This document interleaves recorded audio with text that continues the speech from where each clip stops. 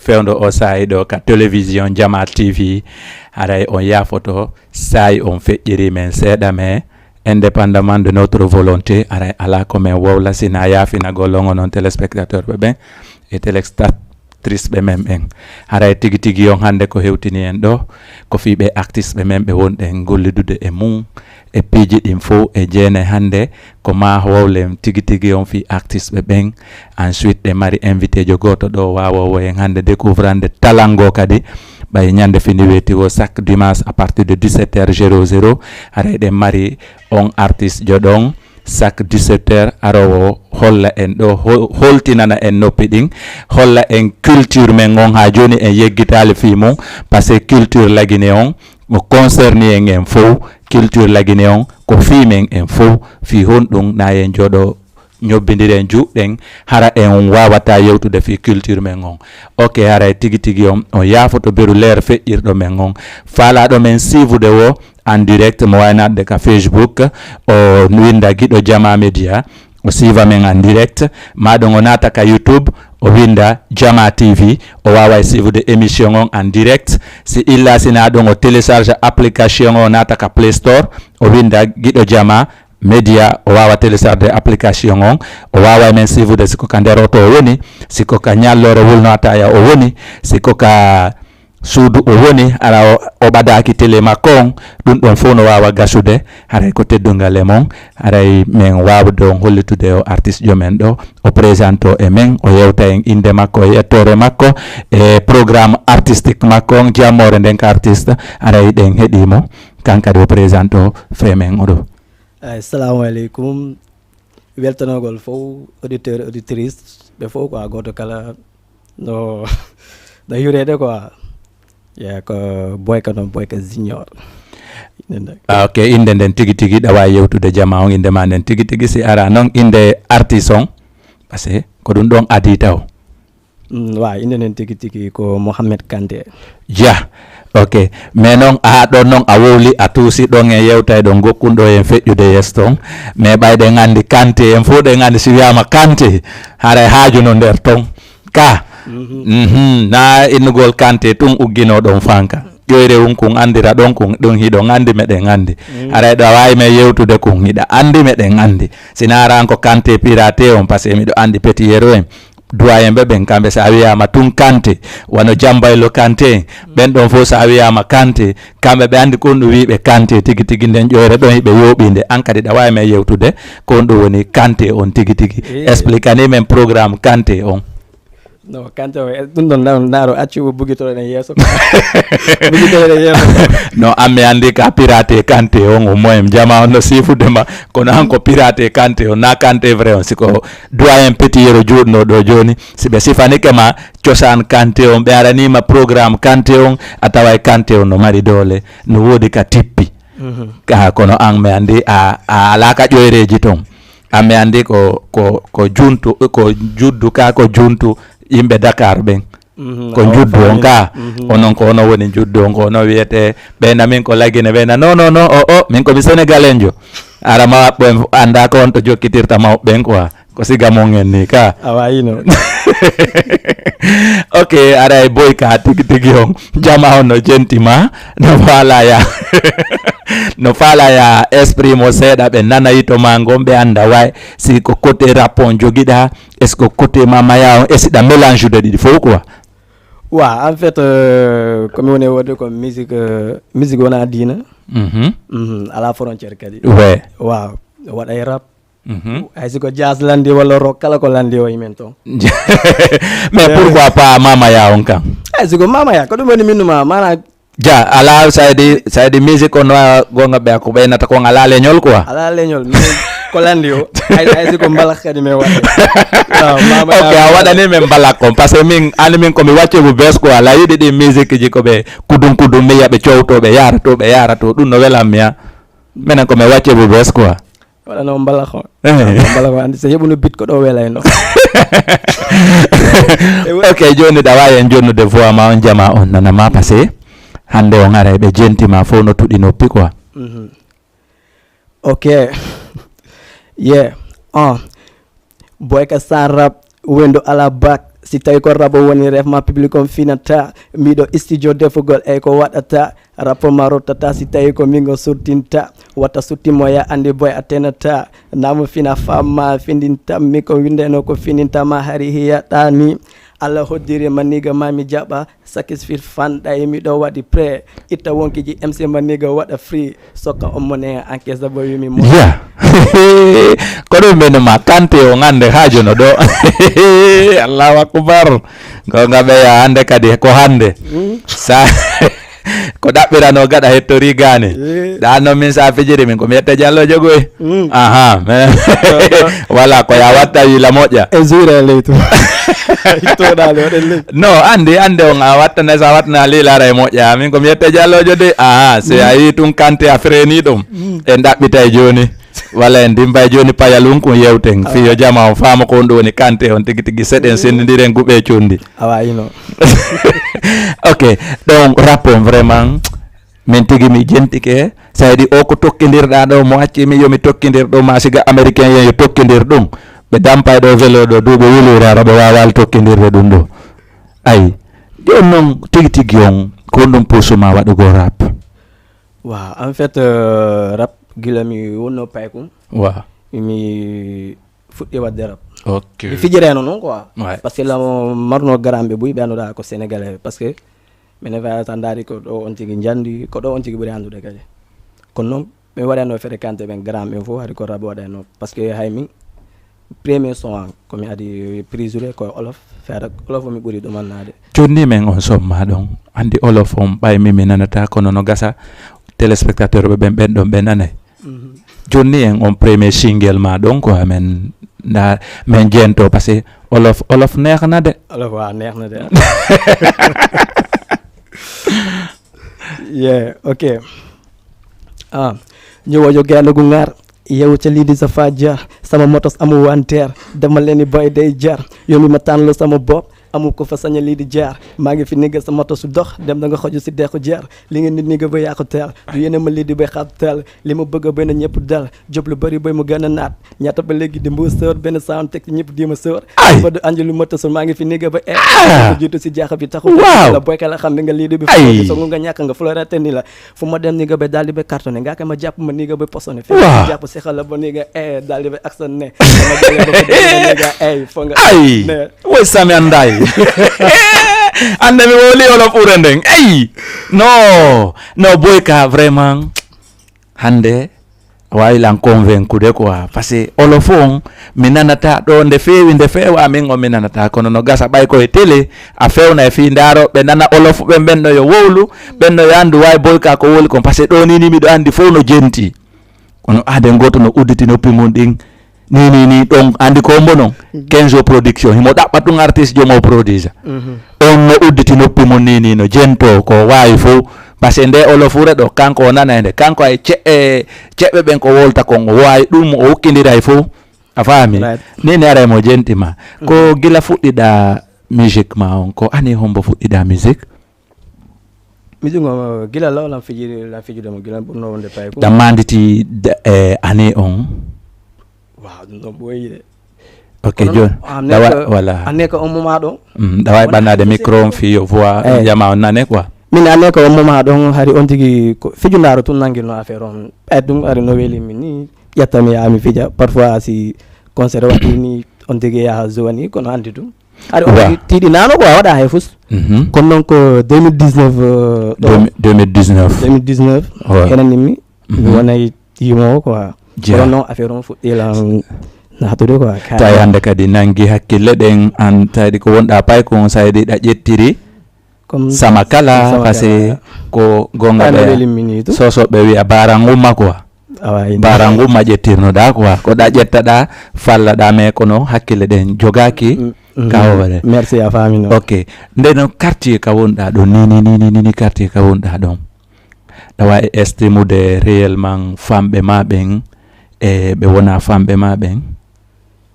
waaw comme parce que sa daari ko NCB ko toon min iwri woni Grand Dakar benn tali biscuiterie ñaari tali eyi woni on zone ɗon fof fof dal no ɓaawa noon quoi ok ɓen ɗon fopp no supporte ma ɓe yiɗi ko wonɗa wadde kon eyyi wa mino wata innude fof noon de mais yer ko mi andi ko quoi non ko non wolirte quoi ɓen ɗon no yiɗuma no supporte piwum ko wonɗa wadde ko hande sa heeɓi e nder 100 personnes a heeɓi hayso ko 60%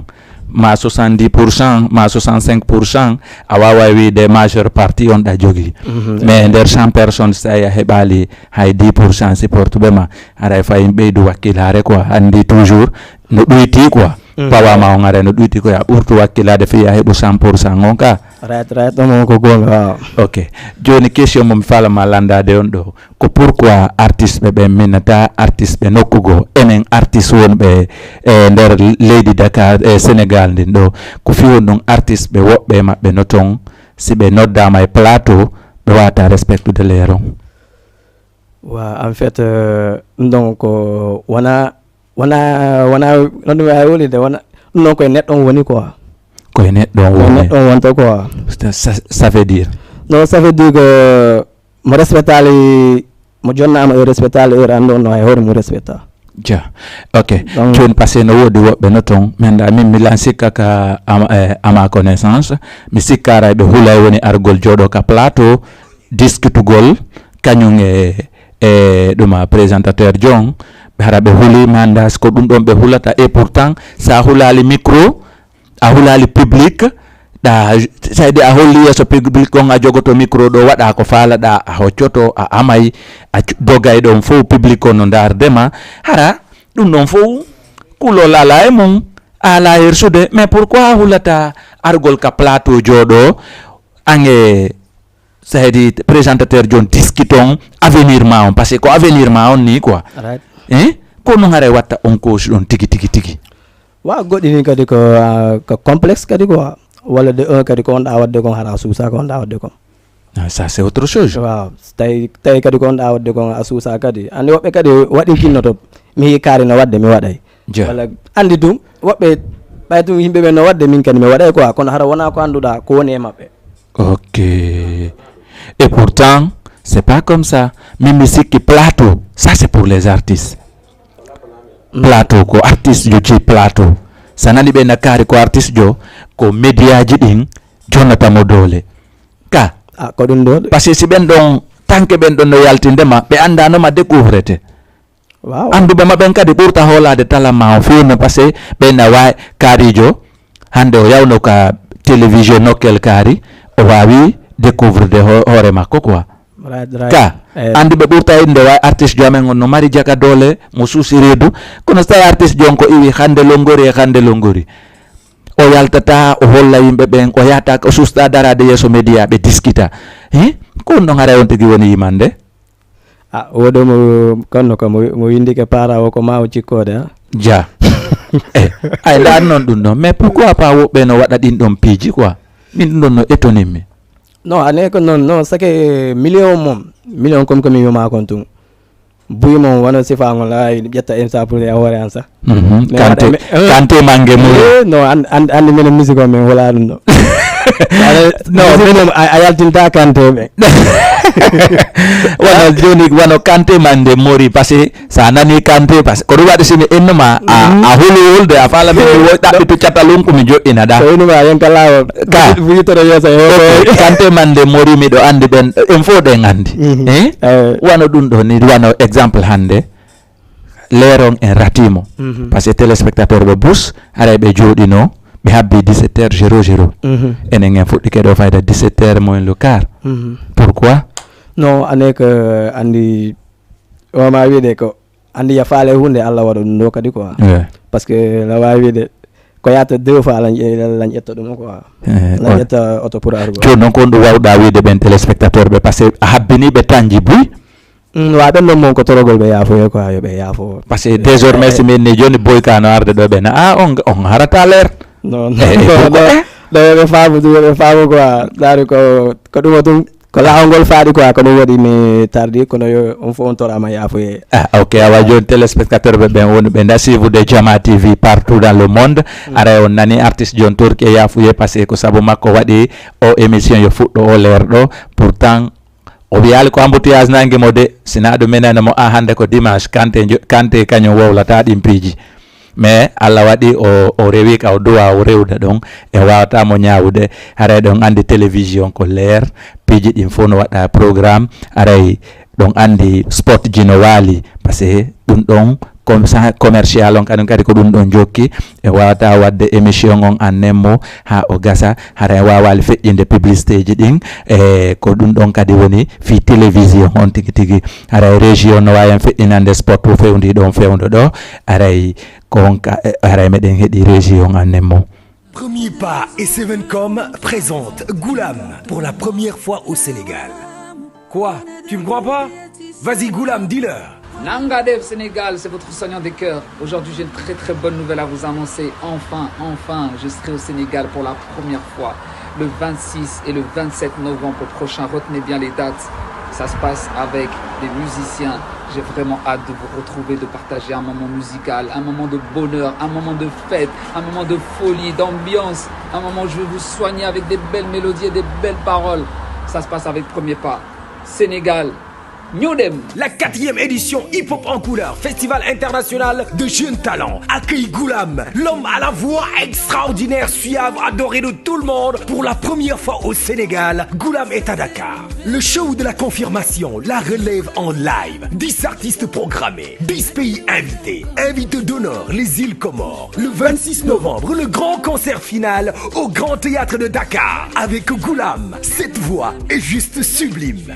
C'est pas nos envies, t'es jolie, je suis jolie. Entrée simple, 10 000, VIP 20 000. Pour plus d'informations, veuillez nous joindre au 77 855 74 85 ou le 33 897 93 20. Goulam à Dakar pour la première fois. Premier pas et c'est nouvelle génération healthy et puis kasi musidɗa men ko nous fait dire woko concert mo habino non concert mo falano non concert la Guinée concert Afrique concert du monde entier qu'on nous fait dire pour la première fois comme Mohamed Fatako Junior on est à deux.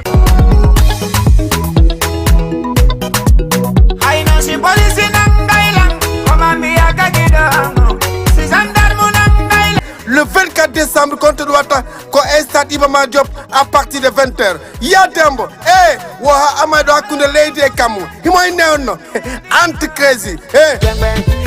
O ama ya muta, anti crazy. Wo soso bebe nonder, maninka be nonder, gersa bebe nonder, toma bebe nonder. Ya Dembo kadi Alkazayon, artiste manandar mai mo jodi Sénégal. Yanko woni kanka bembe maw, stay hilan bonu de mimi watata. Rap, la musoro ngi men sokka jude Wamba kadi NG 224 Ria Wamba kadi tous les artistes qui ne wombe du Sénégal le 24 décembre et une nouvelle génération Stade Iba Mar Diop wada guise fermé Stade Iba Mar Diop min mana wona to gongol rewbe e sukabe e sonnabe adenge deymum adenge seri mudum adenge killi mudum woyo landa 5000 francs CFA wo ko do woni prix fiction wono kaburi labede don kaburi newdude don amara zedel mirano aminama amara ya jonna ko bubi wo ko do woni 10000 francs CFA wo he kon heba Mohamed Fatako Junior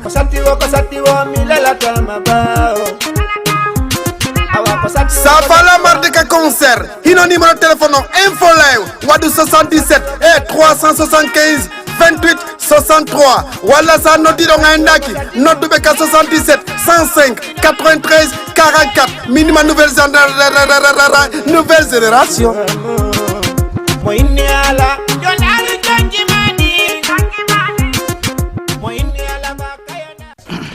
Ok, awara yo nani ko feƴƴi ko ngay télévision on koni ko émission on e sport jiɗi wawata jokkodirde ko o concert mo nan ɗon ɗo Goulam ko concert waɗowo ko Grand Théâtre le 26 et le 27 ɗum concert ko concert final ndeñande kadi humpaɗo waɗayɓe hip hop ɓen e waɗayɓe R&B ɓen e waɗayɓe dancehall ɓen yo yawto ndeñande harayno feeti ha maayi concert on ko feƴƴowo nde ñande min on ɗo déjà taw goɗɗo luttatalan ɓay min komi premier engagé hay simi yoɓata kala ka non faalaɗo yoɓude yo waw arde mi yoɓanaymo paray ko gratuit quoi min on mi yoɓanaymo quoi so wari yo yaw mi yoɓata o yoɓata concert final on ko Goulam le 26 le 27 novembre 2022 ɗum aray ko grand théâtre nde ñande na grand théâtre wattende voilà ko fen théâtre parce que nde ñande jullere heletake noon concert on ko daragol ko cowtagol ɗon ha mo be anda rap on no waɗi e concert ji ɗin ok aray ko ɗum ɗon fewdo sayi ɗo e Mamed Fatako on kadi e anti crédit on nani ɓe mi men ni anti crédit sabu on ɗum sabu grand joamen on parce que on ɗon kanko wata wide anti crédit nombaji kanko anti crédit on wawata anti crazy kanko ko anti crédit o innata men voilà ko sabu makko menen kadi me wowtino haala on kun joni ko anti crédit me innata mo quoi nde ñande haray ko on andu kadi le 24 décembre ɗon kadi takkaki aynok Iba Mar Diop nde ñande haray Mamed Fatako ko sattu o mi lelatama ɓaawo haray nde ñande kala mo mal ala probléme ta lelugiɗo mo on ɓaawo toon nde yo nattirmo yeeso ha ɓewtoya Iba Mar Diop donc feere andi toon kadi Ans Crazy kan kadi a nemmo nde ñande moni maddis ni fari ɗon noon kala wawɗo sensude ɗum ɗon maddis ni fari awa haray ko ɗum woni toon nanoɓe sosoɓe nani ɓen alay tampi pour le reste maddis ni fari nde ñande so yeyi ɗon e yiya enen tigui maddis ni fari ma ɗum igɓe nde ñande ara hajuno toon andi ɗon ko terre à terre wona waɗede quoi a faami aray boy ka ko honɗum marɗa ko yewta e fiiɗin noon par ce que ɗum ɗon ko domaine mon côté Goulan ko domaine moi côté Ansi Crazy on ko domaine ma parce que déjà wino musique on ala leñol woni Mamed Fatako woni Goulan woni Ansi Crazy ɗa aray no wodi ko yewta e fi ɗum parce que ko domaine mon on noon waaw affaire on moom komi wolta e mum ko sina ara koɓe woni wadde kono laaɓa kadi et surtout kadi waɗɓe ɓe invité dia ɗum ko côté ɗuma Ans Crazy e Mohamed on ɗum ko nouvelle génération on walla Mamadou ko mi andas ko Mamadou Badiar ba est ce que Badiar simple inde makko nden ko ɓen ɗon woni wadde on ɗuma ɗon nde ñandaray kamɓe kadi ɓe weltini population laggine woni ɓe nder Dakar ɓen koko ɓe waɗi ɗon mum kadi no foti quoi ya itta artiste ɓe Guinée adda ɓe ɗo ƴetta kadi wonɓe gawon kadi ukkindira quoi parce que ɗon a nani inde yimɓe dan ɗon wono alkasayoni voilà woɓɓe buyɓe landi voilà hiɓe ɗo hesbora point hesbora ɓe e woɓɓe voilà ayi ɗum ɗon kadi wono affaire mo anduɗa ɓuura naɓude culture Guinée on yesso kadi quoi par ce que affaire on ɗum ɗon no foti quoi ok sen heeɓi waɓen ɗon ko yatawa sappo walla sappo e joyyi aɗo ɗeni ɗum de kante ana ɓi ɗum ka woɗɗi exemple woni no exemple o guiro ɗum heɓen 10 andi si 10 heeɓi ke ɗon ñande go kadi 10 oya kadi heɓoyto année prochaine ok so heeɓi waɓen ɗo sappo quoi no hara no waɗirede no affaire on ɓuura laɓede ɓe kadi zone talami ɓen ɓuuray ƴawde kadi toujours kadi ɗon hara talan caché ɓe jooɗi ɓe Dakar ɓen hara ɓe yeggitali ɓe andi concert ko foti na ya ƴettu mo fof andi on ka jananiri addamo e on pays ka wonɗa ɗon hara woɓɓe no ton c'est les artistes en herbe hiɓe mari talan kono ɓe ala saabu fi hon ɗum sa addi janogoto e pays ɓe duwa ƴettude kadi artiste en herbe ɓe ɓen beru ɓen ɗon ɓe anduɗa ɓen par ce que ko ɗum ɗon jonnata ɓe doole kamɓe kadi si ɓe heeɓi on opportunité ƴawgol e hoore on podium ɗon yeeso on public janoɗon fof devant on artiste jo étranger jo arɗo hara a jonni ɓe pawa hay sa okkorali ɓe sadi a ɓeydanɓe fiyon ɗum par ce que a waɗani ɓe avantage jano non ɗum ɗon ko buyno waytowa hande yaha ƴawa e concert hesborap merci ay déjà ɗum ɗon sifa ngon quoi minen ko fierté hay simi heɓali mbusu ndiyam men yara mais ɗum ɗon tummene yoni men quoi voilà parce que ko ɗum concert hesborap ƴawi minen ƴawi ceppi hesborap ƴawi merci ko en de plus par ce que haray ɓe soutenima ɗon ko soutenance noon par ce que sa darode hesborap fof no ande hesborap no mari doole e nder laguine e nder leydi Dakar partout dans le monde fi won ɗum par ce que hande ɓe woni artiste célèbre déjà ɓe découvrama ko c'est les artistes célèbres min ni miɗo valide ɓe ko waɗi simi valide ɓe kadi par ce que langue moɓe jonnata on c'est impeccable. No fo no valide. Fio non mimi do valide no ko non mo woli ta ando ko mi fami. c'est di mimi do valide be fio non ado mi fuɗɗade be taw kifude ko goɗɗo mi jentori son mabɓe goto amini way ɓe jeune ɓe ɗo ɓe mari talent Right. ɓe mari talent ado mi fuɗɗade ɓe kamɓe taw yiwde direct ma ɓe yewtani ma ɓe yima ado mi yiwde no mais tigi on tigi on exemple mo jonnuɗa ɗon si woni kamɓe ɓe saydi concert wano hesbora point si ɓe dari keɗo an kadi ari assisti ɗon sa tippike tun ber yiwɓe ma ɗo woko en tan no boka ɗuma boyka noon joni kankadi o fuɗɗiɗo mana par ce que o watti assistude concert ji hesbo rap o watti assistude concert ji mamme den o watti assistude concert ji ɓeɗo wano anscrési en saydi sa aray on tigi soutenima non hay so hoɓɓorale ma fus o soutenima wano boyka ka wonɗa ɗo ni ko exemple très frappant ɗa mari manajo nini ela mani manager ko mbonma manajude ko Laydinho Laydinho ok saydi gila fuɗɗiɗa waɗi combien de single no gila mi fuɗɗi mi waɗi ko yata 9 presque album a waɗi clip ji jelu non mi waɗali taw clip ji parce que il faut himin garde ɗi taw no waɗi quelques réglages ɗi min woni fen ɗo ni. Ok joni no wodi ko won ɗon arrange de seeɗa quoi e côté ɗum ɗon kotoriɗen Allah ko Allah woni ballo quoi amina ɓeydana en ɓuri ni quoi fi won ɗon par ce que sa heeɓi manajejo woni a heeɓi en même temps kadi a heeɓi 9 morceaux déjà album ma woni prêt ɗon album woni prêt ɗo joni ko boostage on lutti quoi joni ko yoɓe heɓugol piyeje jane ɗen kadi ɓe heɓano ɓe duñirama an kadi fiyo jama waw découvrude ko mboni boyka aray ko ɗum ɗon lutti torɗen Allah yo Allah ar ballo e nder on côté ɗon quoi amina ok gila fuɗɗiɗa a heeɓi concert ji jelu assistaɗi waaw gila fuɗɗa concert ko mi assiste ko est ce que wawi comptude parce que non ça peut ɗa wawi estimode perɗi tawaɗa ɗin wano concert national international est ce que ɗa famude ɗawa e ɗumannade wano concert ji berɗi anduɗa a yalti e nder Dakar ɗin eyi wono ɗi anduɗa mi yalti nder Dakar la wawi wiide ɗum noon ko Fouta appelé ɗum noon ko chaque année ɓe waɗayno ɗum ko wonto e nder village ji ɗin Fouta kono sa ko 10 mètres ɗum kaka village mon non village non Fouta ɗo mi woni wiide sa Sénégal ɗo ka Fouta eyyi par ce que min concert ji ɓurno hewde ɗim ƴewata ɗin ko concert olof on Sénégal o ɗon quoi par ce que min ko feeɗa hari ko joni on tigui fuɗɗi yimude pular gila law on tigui hari ko olof on quoi ɓuuri basade ok joni noon a arti kadi ka cosaan ma fiya heɓu tous les deux côtés c'est important parce que yimugol o langaɗa yima kadi o langaɗa ɗum a woni polyvalence c'est important ok joni concert ɓeɗa ko waɗɗa konko ɗum ɗon a heɓali taw opportunité iwgol Dakar yara laggine fijugol mayurgol Dakar ya Bissau mayugol Dakar ɗo ya Ghana e Gambie est ce que dafa ɗum ɗon fof taw heɓaki taw wawa ɗum ɗon fof heɓaki taw yo Allah woni ballo ok aray toujours en acciti ɓoggol ngol 78 116 82 38 e falaɓe nodduɓe ɓen anda programme boyka on ka nder plateau ɗo aray 78 116 82 38 aray ɓoggol ngol accitama e aray région no wawi men affichande ligne on ɗon en attendant ok boyka joni noon a heeɓi maison de production on 9 titre mo wallinɗa ɗon non pour le moment non fendo mi ala taw maison quoi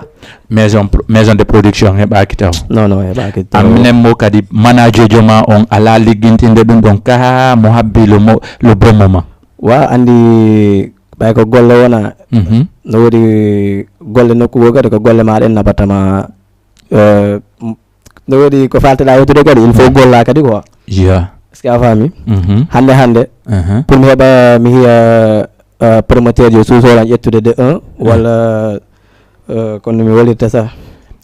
maison hande sohlowola o il faut ɓe hiya kadi komi waɗi par ce que a wata ade ni tum ƴetta neɗɗo ni kadi inna a waɗa a investira e makko a yiyali kadi ko yonuma e makko quoi voilà ko ɗum waɗi simi landima min ni si manaji ma ono liggintinde fiyon par ce que no woodi maison ji wana no jogorɗa ni 9 titre no woodi maison ji a yaada yo 9 titre ma tawa maison on expose anaɓe programme ma on seeɗa famude sa expose programme on kamɓe ɓe wawi kifude sonji ɗin ɓe jento hay si ɗi yaltali ɓe wawi ɗi kifude si ɓe gayni jentade sonji ɗin no gasa ɓe ɓa ton songoto welɗo ɓe mo ɓe wahata woninde saabu ɓe prodige ma a faami voilà andi ko ɗum waɗi simi landima si manaji ma ono ligguidide par ce que goɗɗum no ton naka jooɗiɗa ɗon ma ka waɗata ɗon innako ma ɗum ɗo si heɓa ɗum ɗon il faut yalta holla yimɓe ɓen a nemmo oɗo wano maison ji par ce que maison ji re no ɗuɗi Dakar ɗo ka no ɗuɗi walla ɗin maison ji komo ɓe a yaha e dépose ana ndara si arsike ma nda jillide woɓɓe mum o gasa ɓen ɗon ƴettama ɓen no si ƴettima joni ɓe wawama waɗande clip 2 3 4 si ɓe prodige album on fiyoni par ce que aɗa jama on découvrima right donc ko solution mi wonuma explique hande ko fiya andu réellement ɗin ɗon programme ji fo ɗa wawa na ya habbor goɗɗo a yewta e manaji joma on heɓon on solution ɗon wa rap ɗum waɗi minnuma himen réglage ji par ce que kanko no woodi fenɗo e affaire ji ɗo woni boyi quoi e ko annduɗa hari kadi ko waɗi men intéressé menen ko naɓata musique on yeeso quoi sengo amen quoi ko ɗaw minnuma fenɗo ni himen e dernier réglage ji c'est important c'est très bien ok problème ala joni ɗa wawi mi waɗande extrait somma goto ɗo min wawa jentade menen kadi min anda ko on to min ƴettoyta ligne on no abba joni mi yaaka ɗuma par ce que nanen ko rap mi waɗi ha abba mi yaa joni kollo ok mi andi an on olof o no walani ma quoi min abba mi yaa joni kollof quoi lo non ko fiyo juɓɓen yiɗe en famode wiɗa wa yawde ɗo ko fiyo jiwe koye ndaare quoi ko jiwe koye falɗa ndaare may non ni ko nangi saare nden ko piiji ɗiɗi sa hande say fonno wolede fimum ko love on par ce que sa yimani rewɓe a yimani fayɓe ngare a heeɓi doole kono sa yimani mawɓen sa yimat a wowlata ko kelɗi ɓe jendotako ma ka voilà joni noon fayɓen yimo tun giggol e rewɓe yimanɓe tun affaire love no ɓe wonde e jogodirta e worɓe no ɓe yarata e rewɓe ko ɗin ɗon piiji sa holliɓe ngol lawol ɗon kamɓe ara tout est fini voilà awa ko ɗum waɗi ɓa wuli fi love on andi kono rewɓen anda way boyka kadi no gayna jakka quoi komi hino tumi andi momi ɗaɓɓitaynomi giɗango moɗana talam yetolanga ko falaɗam ko welumami welilam ande magawni ande am baby yetolanga ko falaɗam ko welumami welilam ande magaloni ande am dewi ça c'est vrai mi yiɗa fus sina ko welumam ko antu woni nder ɓernde an sago dewi no ɗon on en famodiri ko kanko tu woni ka ɓernde ma ɗon ala jatto won place makko ɗon quoi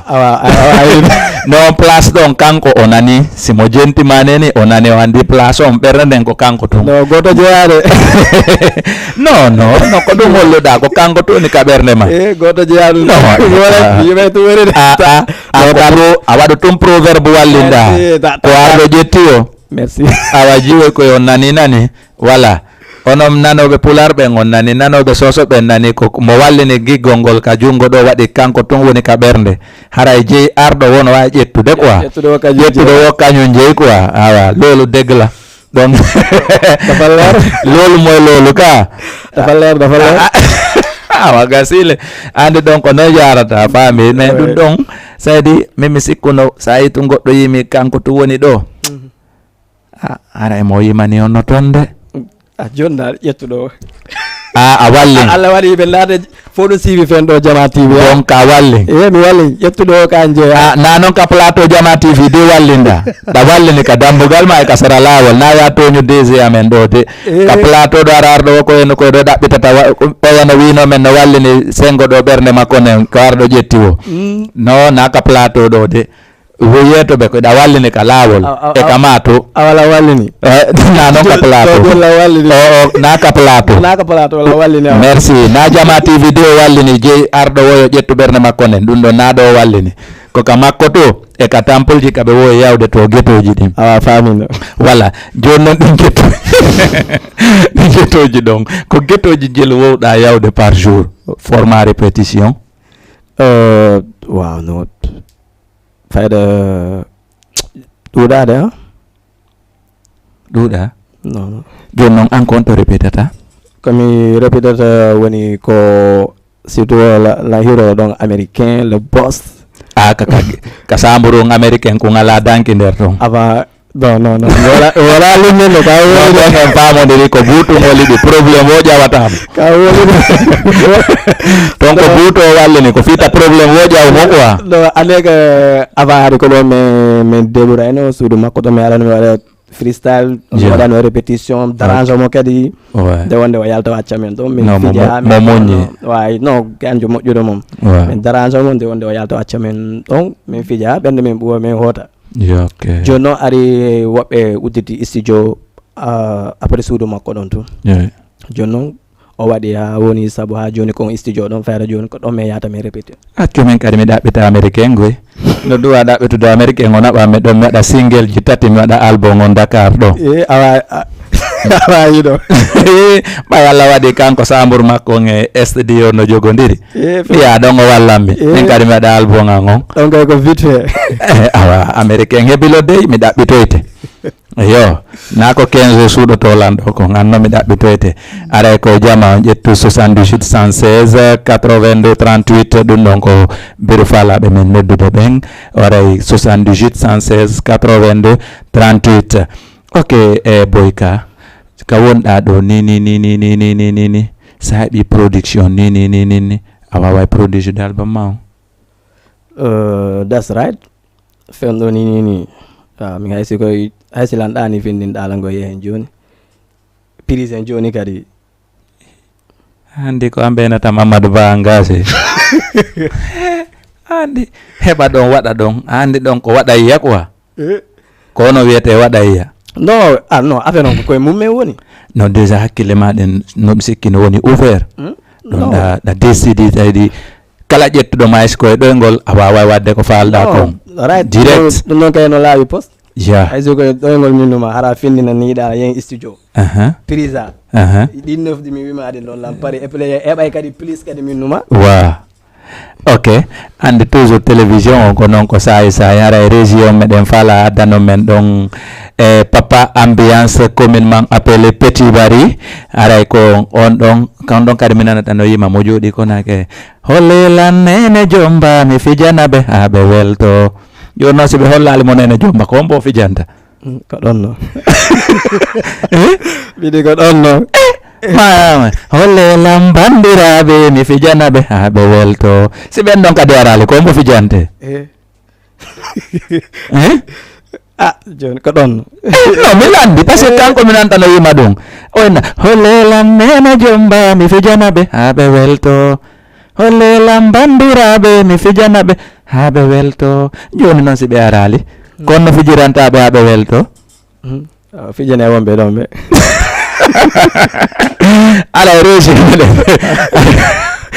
ɗon meɗen jonti région ko ɓe wawa men jonnude on clip makko ɗon Petit Bari communement appelé papa ambiance ɗen ɗon indele ɗiɗi fof ko hoore makko woni kono ñande mi nanno moynalan no garan ndeɗa papa ambiance o mi accani paykugan kon min mi ƴetti Petit Bari on joni ko Petit Bari na papa ambiance o itti ɗum ɗon quoi joni papa ambiance on andi ambiance on ɗuɗirimo ha watti wiide ɓeya sina nene jomba o yimanta andi ara no hulɓini ka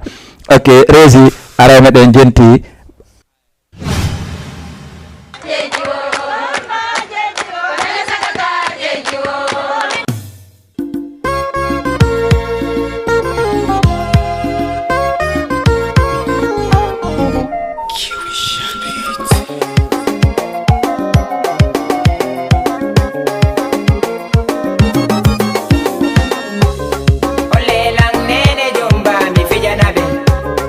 Olé lam bandiraɓe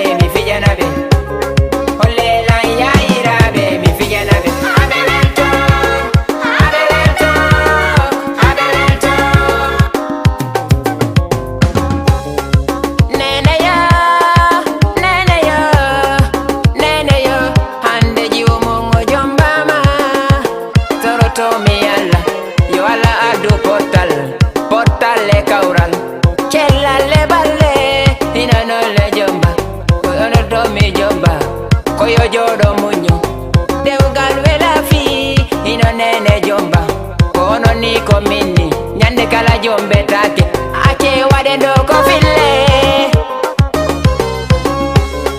ole lang nene jomba mi fijana be ole lang bandira be mi fijana be ole lang yaira be mi fijana be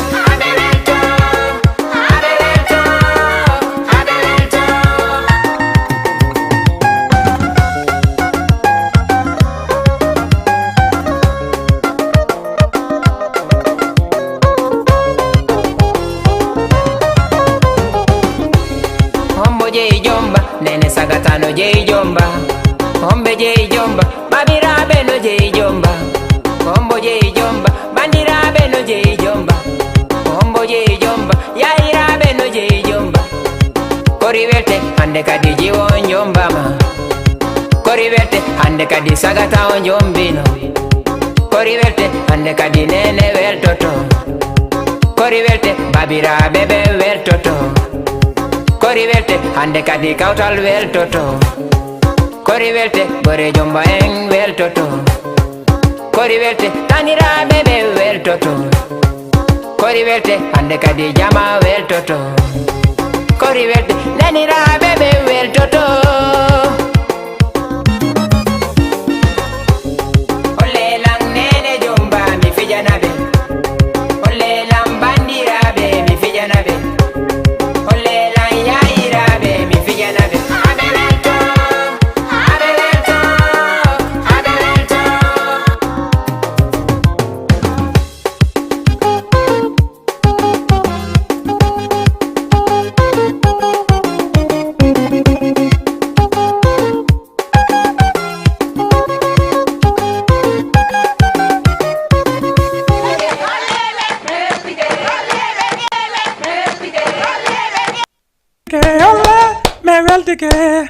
me weltike jamen feƴƴino ka me weltike kanko non joni non hino wolle me men weltike mo mawla bo ɓiɓɓe yimɓe ɓen ɗon en na weltike ɗum koko duwa noon a petit bari mi famalima de o hollela nene jomba e mi fijanaɓe hollela baba jomba e mi fijanaɓe saga gara ko an joɗino ɗo wolanamen ko ɗum ɓe weltoto yo boy ka an tigi a suivi o clip makko ɗo oɗo wayi ko mama ya onni ɗum ɗo kaka poɗaru tappanami yangoru ndun ni ɗo ko nde wiɗa e ɗum ɗo wa affaire on sina haro no laɓa no foti joni noon an kadi a waɗa siga ndu poɗaru ɗo pourquoi pas joni noon joni ni men on poɗa ɗon seeɗa non ko sino landaki no andi poɗaru noon hay siko ay kanko ɗo o lappudu ɗo no ama yeƴo ngay ɓe wakkili non ɗum fof no arde inchallah an kadi a préparande men singuel poɗa on inchallah si Allah jaɓi a prometi men non plateau ɗo kadi woluɗa hande ko le jelu sa non hande ko le 13 ok annota e windu no ɗum ɗo mi yeggitata majjata few ɗum ɗo majjata ɗum ɗo c'est noté c'est noté inchallah Allah jarama ok boyka falama landade piyon gotum gila fuɗɗiɗa musique ko honɗum resantuɗa wa gila mi fuɗɗi musique ko honɗum resantuɗa ko honɗum resantuɗa e mako wa sina welo quoi parce que ko ɓuri mi wadde musique ɓuri yimɓe kon ko live am comme ni piic buy hade no mettanmi falde yaltinde mi wawata wallaahi komi yaltino ɗum quoi harala noka ɓernde kono fanni yaltani mi heɓata jaam quoi ok ko ɗum ɗum ɓuri mi wadde musique surtout rabon ko ɗum ɗum ɓuri mi nanude e sengo rabon par ce que ko rabo mi wawino wolde mi wola haalaji par ce que texte ji ɓe sa daari hara ko goɗɗi ɗin ko olof quoi kono sa daari fof ko live am koɓe yinnata kon jar yeru komi feƴƴini kon ko annduɗa no ɗon a haykila ka jar ɗon ɗon a haykila waɗi anti ganane mi wi'ima ko mi wacce bu bees sa wilan jaaru ɗum gara mi anda ko ɗum woluɗa te jar woni mana komi feƴƴiniri kon quoi eyo woni komi feƴƴiniri kon ko weli kon ko metti kon andi ɗum ɗon fof mi wawi ɗe yaltinde joni somi yaltiniɗe waɗe soulagé o si a faami haɗa ɗum ɗon wonno ko ɓen sadi a dega say woni ko woni kon ka ɓernde quoi na yo maro sakko aɗuɗa mere hino ɗa raɓɓiɗi a faami noon tawɗa ko sadi ko woni kon ka ɓernde na yo maro ɗon ha joni tawa ko ya ɓurtutur raɓɓiɗude ɓandu ndum ɓeydo merci a faami noon ko ɗum waɗi si ɗo resantata tigi tigi piiji ɓuyaɗino toon ɓurno wonde paykon ɗo a joni komin paykon kono ko ɓurno ɗo quoi hari piiji ɓuyaɗano wadde a susta wolle a wata yaldine ƴetta na so kotirawma yennima ara wawata yettade non ko ɓuɓri wadde piir ɗum noon sa ɗum sa ko deuxiéme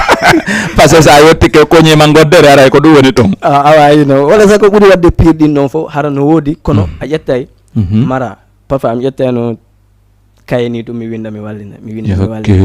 sak ɗuma sadi kala ko heɓuɗa a yawde nota ka papier umma mi nota ka papier mi wallina ara noon ha mi jooɗo noon mi classe fof mi heɓa noon joni par ce que arugol yimugol ko annduɗa har ala e ma kadi sengogo kadi ko ɗumannogol quoi sa hollita holli ko woni e ma micro sa ɗumanna sa hollita a hollitu ko annduɗa kon koye ma woni ko wonɗa wurde kon no andi ko ɗum musique ji bus mi jentike mi jentoto fayda musique ji bus mais musique mon ɓurɗo la welde on fop ko musique nena mbinɗa laali nokku ngu ɗum pettu welatanmi e ko yimete kon e ko ɓe yimi kon ko ɓuri kon a faami ayo morceau maɓɓe mo wenta arsike ɓurajo tugol balɗe right ay ɗon kun haala o maɓɓe gila ɓe fuɗɗi musique ji maɓɓe ɗin fop ɗi welanmi kono kun ɗon haala kun ɗon no wallinanmi wonki no ɓe woli ko pular ɓe woli mene an a jentaki a wi ko pular ɓe woli no lan min noon ta hiyan ni mi waɗa rabde kono mi ɓuuri wade jentugol mamayaji kun ɗon mo on tuma kun hewti o hayso ko wuri giɗo jama kanko tigi mo ande ɗum ɗon o ande taka o fuɗɗi ha ka o fewndi fewdo ɗo sa calculi arsike ɓura jutugol balɗe de ko gonga ɗum ɗon ɓe laɓɓin kun ɗon min ma ko ɓe yimi kon fof mi jendoto kono ay kun ɗon arsike ɓura jutugol balɗe ko gonga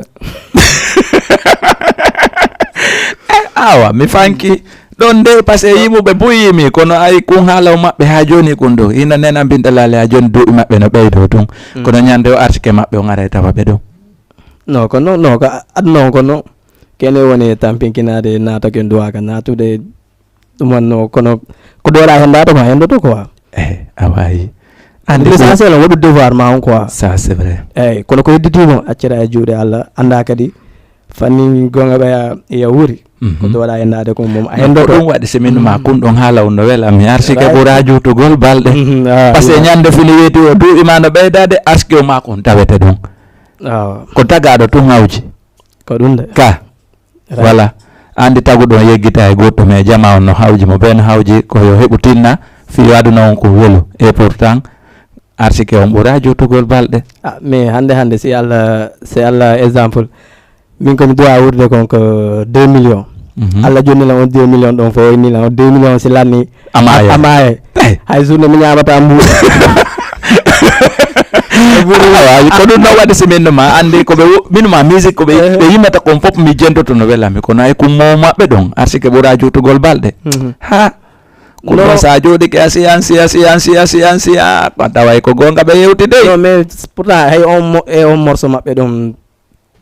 parole ji buyno toon ɗi annduɗa hay si wona on ɗon toon ɗi buy quoi min noma ɗi annduɗa sa jooɗi on son tum si a jooɗike e waɗugol mo olon joori on eyyi a jooɗike tun e waɗugol mo étudier a yetta e piiji buyi mum yawa jowaɗe ñallande sappo e tati e lewru min noma hara yewmum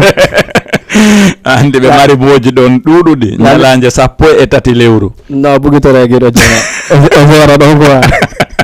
ɓe mari ɗon ɗi bus tigi ka haalaji kala ko ɓe yewti e o musique maɓɓe ɗon a tawa intérêt on no nder ton non min comme on momo yiɗa ɗon on tun arsike ɓuura jutugo balɗe on ɗon tun ko tem awa ayi on ɗon tun ko tem joni on ɗon e wawa ɗaɓɓude comédien jo waɗamo to film kene ɓayan a wawata wadde on ɗon musique sina ɗum ɗum droit d'auteur on BGD a arante ɗo ƴettama ɗo nattama ha tawa nena mbinɗa laali ɓe ƴetta ɓe tumbe ka auto wingi dumbuya jonde ɓe gi ɓe tumba ma ka kapo ɗon ɓe forma ɗum aray kaɓe yahata o ko yon yaadu ha droit d'auteur ji ɗin timma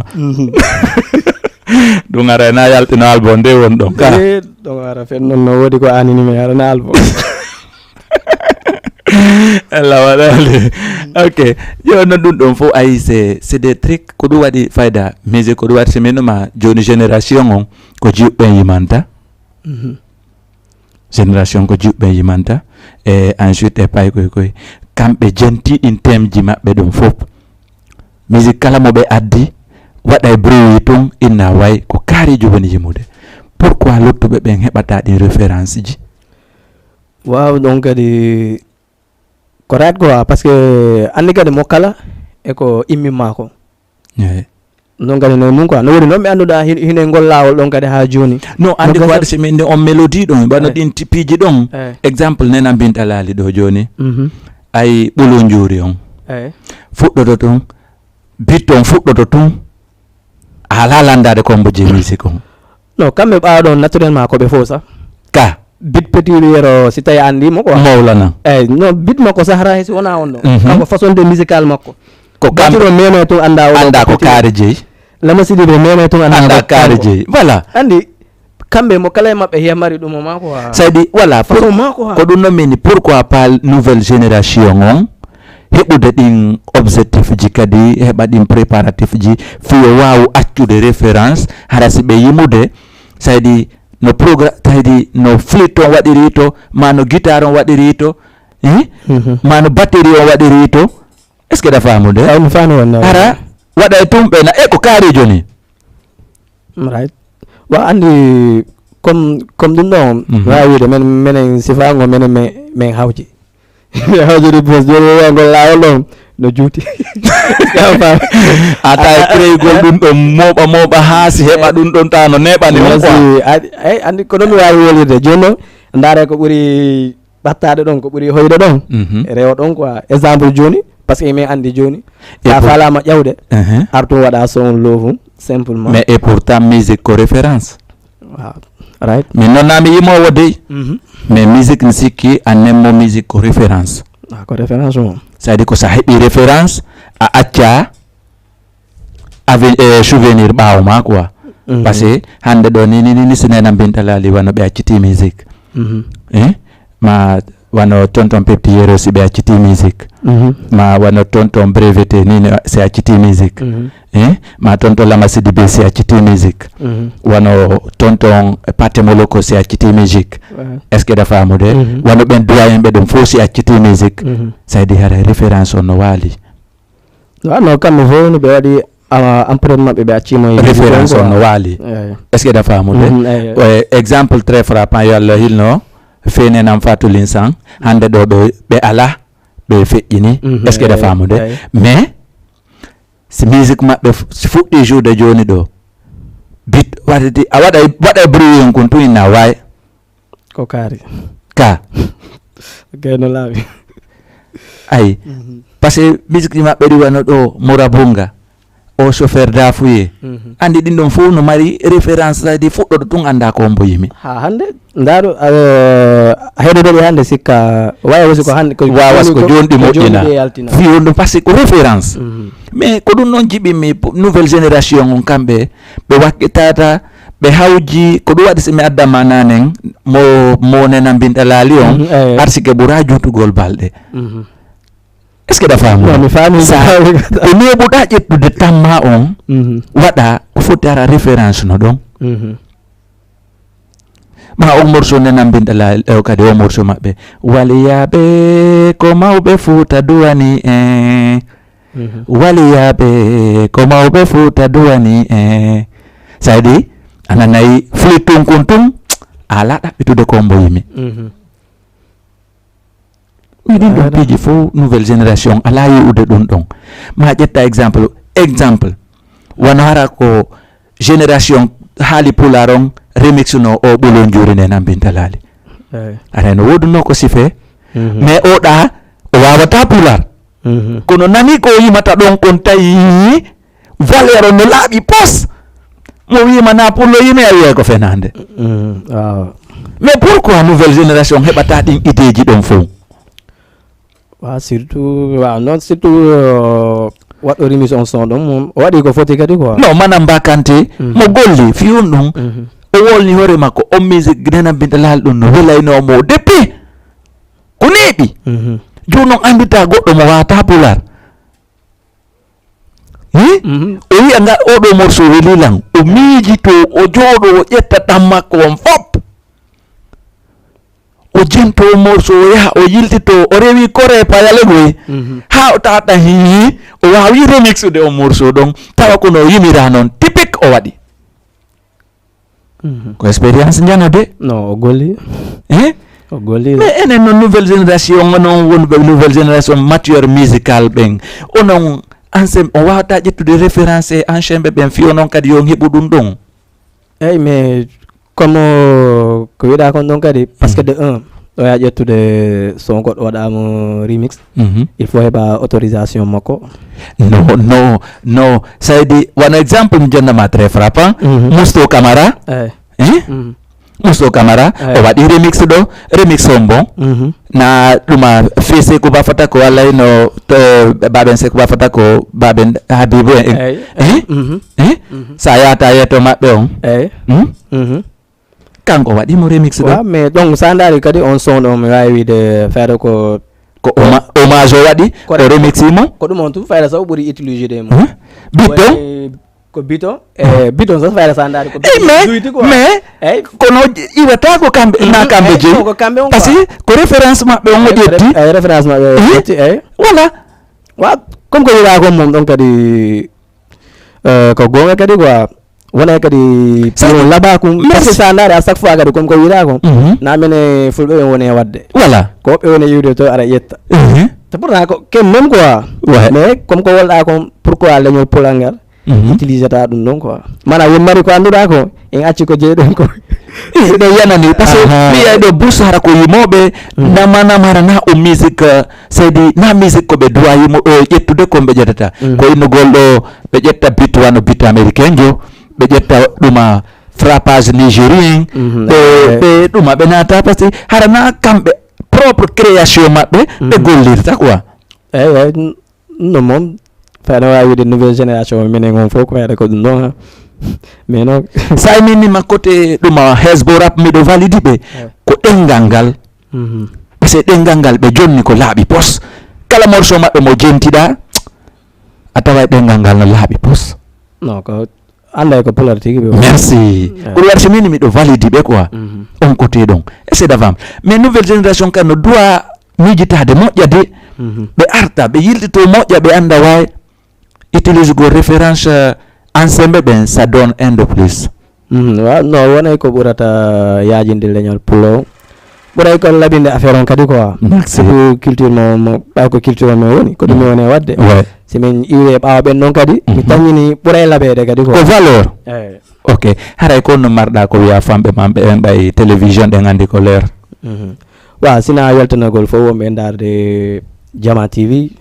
fof salminama fof weltanama kadi surtout noon kadi no yoɓe yaafa torobol yaafe quoi yoɓe yaafo hande minen ñaami taw fof kadi quoi eyyi salmingol fof quoi ok aray télévision kon Jama TV fof jentike nani kadi artiste jomen on ko wi kon ɓayɗen andi télévision ko leer aray falaɗo abonnade o ka page mo wawi natude winde Guiɗo Jama Média o wawa suivre télévision en direct ɗum chaque dimanche 17h haray on andu ɓe mari o émission ɗo enen e artiste ɓe men woni ɓe ɓen e leydi Dakar neɓat si ɓuri ɗo e temps hum e watta e wadde émission on en ligne direct haray jooɗi ɓe Guinée ɓen waway invité de wawa yewtude maɓɓe sur téléphone hara fof wawa discutude e côté émission art de Guinée parce que art on no ko concerne ɗum la Guinée fof e ko art de Guinée après ɗum ɗo fof haray kala falaɗo kadi ko abonnade ka YouTube mo wawi windude tun Jama TV o wawa suivre émission on en direct chaque dimanche à partir de 17h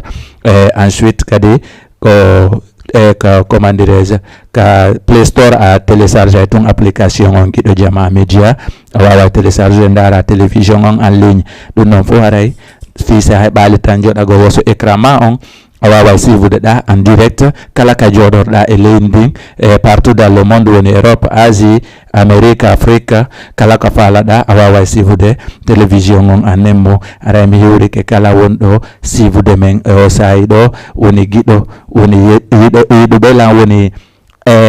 comment dirais-je falaɓe heɓuɓe falaɓe darde ɓe heɓali feere e kala wonɗo kadi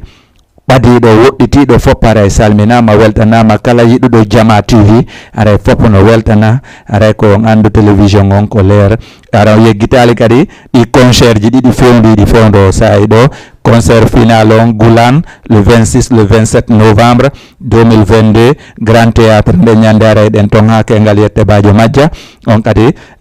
le 24 décembre ɗum kadi ko on andu Iba Mar Diop nde ñande kadi aray ɗen ɗon ha koyngal yette Badio Madja ɗum ene Mamed Fatako kañum e Anse Crazy ara nde ñande ɗen ɗon e ko ɓeynata kon ñinnedi contre ñinnedi face à face ɗum ko sosoɓɓe wol ɗum ɗon nde namin aray ko gandu ɗum ɗon aray wassalam on jarama moƴƴa